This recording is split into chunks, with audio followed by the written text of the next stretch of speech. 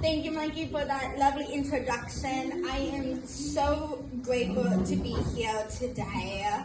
And just want to give a big shout out to Mikey's Wish Foundation and to everyone who made this event possible. This is truly has been a wonderful time. I have had so much fun being here, and thank you.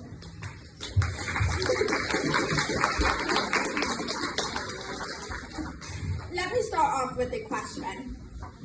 What are you hiding? What's the one thing you don't want people to see? The thing that makes you feel less than. The thing you're afraid would make people underestimate you. For me, that was my voice. Because I was afraid. I was afraid that people wouldn't understand me. Afraid that they would see me as less capable or not worth the effort. And the truth is, some people already had. At 4, I was diagnosed with apraxia. At 5, my mom was told by experts that I would likely never learn to read or write, that I would struggle in school and be barely a C student. That moment could have defined my future. My mom cried for weeks until she realized that however well-meaning these experts were, they didn't know me, and they were not going to be the author of my story. So instead of accepting those limitations, she got to work. She began to teach me to read, assign me daily mommy homework, and before I went to school each day, she would remind me of how smart I was, and she would celebrate every accomplishment, no matter how small. She didn't focus on what I couldn't do. She focused on what I could. And my family did the same. They were my safety net when I felt like I was falling, and my launch pad when I was ready to rise. When I came home from school upset because the teacher didn't call on me to read, or a classmate of mine couldn't understand me, they would listen. They might not have understood every word, but eventually they learned my language. For the longest time, I couldn't say the word snack. I would say knacks. So instead I started saying the word apple. That became my new word for snack. My family soon realized this and they adapted. But even though they adapted to me, they would still challenge me. They would encourage me to say the word correctly.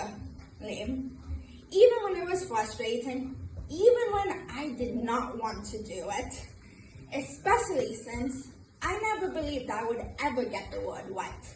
But they did. They believed in me before I even believed in myself. But even with that support, I still hid for years. I thought if I could just blend in, my life would be so much easier. But trying to blend in when you feel different is like trying to shrink yourself into a space you were never meant for. And no matter how hard I tried, I couldn't. Before high school, I couldn't hide my speech. Everyone knew, or even if I wanted them to.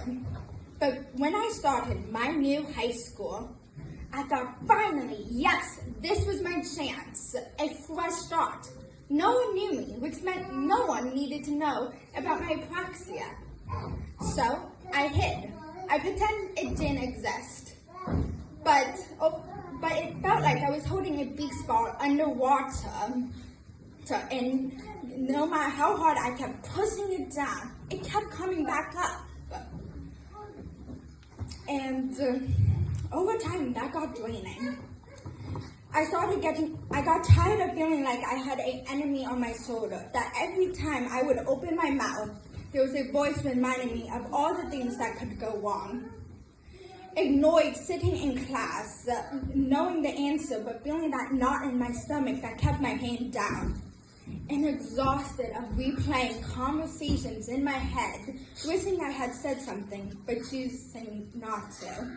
And every time I thought about explaining my apraxia to my teachers or classmates, I would get afraid. I remember thinking, what would they think of me? Would they think that I wasn't smart? that I was less than? Would they think I didn't belong at this school? So I stayed silent. I told myself it was safer that way. But eventually, over time, I had to ask myself, was it really safer?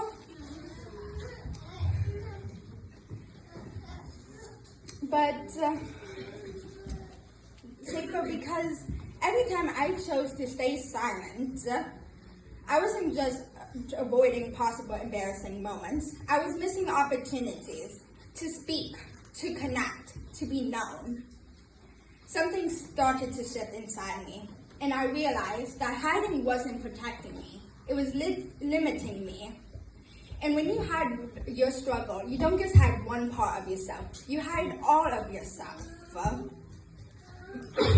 So I made the decision, maybe not all at once, but in small moments, to raise my hand even if my voice shook. To say that word, even if it didn't come out perfectly. And to let people hear me, even if they had to try a little bit harder to understand. When I stopped hiding my apraxia, my whole world opened up. It gave me the confidence to create Young Able Voices, a space for kids and teens to connect, to feel seen, to feel understood. Because I knew what it felt like to struggle in silence, and I never wanted anyone to feel that way. So now, the same person who was told that they would likely never learn to read or write and be no more than a C student is standing here today in England, speaking to all of you and studying at Oxford University. And